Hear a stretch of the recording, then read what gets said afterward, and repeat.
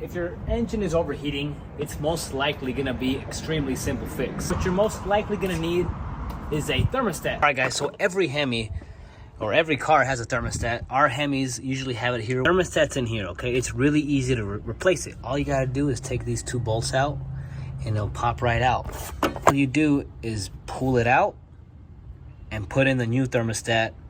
And when you do that, all you need to make sure is see this little hole right here, this bleeder hole. You need to make sure it's pointing up. So see how I'm holding it here? This hole needs to be pointing up towards the water pump here, guys. I recommend before you take this hose out, you put a little bag to catch the coolant. You don't want the coolant getting on your alternator or on your belts because it's gonna wear them out faster. There's one thing you need to do after you replace the thermostat. Now that's gonna be to bleed out the coolant. There is a bleeder screw that's right here.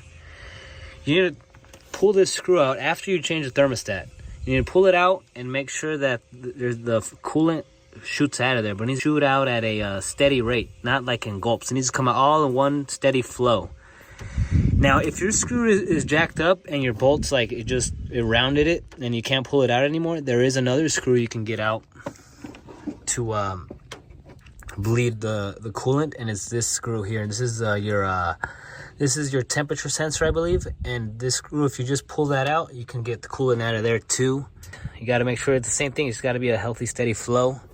Now, let's say this screw you can't get out, and for whatever reason you can't get this screw out either.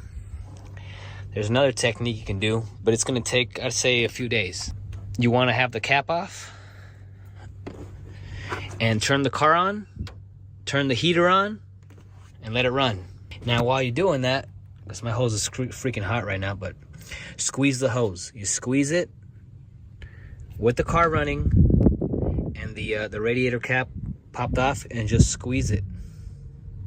You squeeze it, and now get the air out of the system, guys. Okay? You squeeze that hose, you have the cap off, run the heater on, let the car just warm up to its operating temperature. And like I said, it'll get that air out.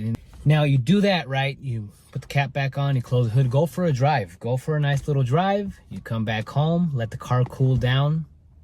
Do it again. Do it like 5, 6, 7 times, guys.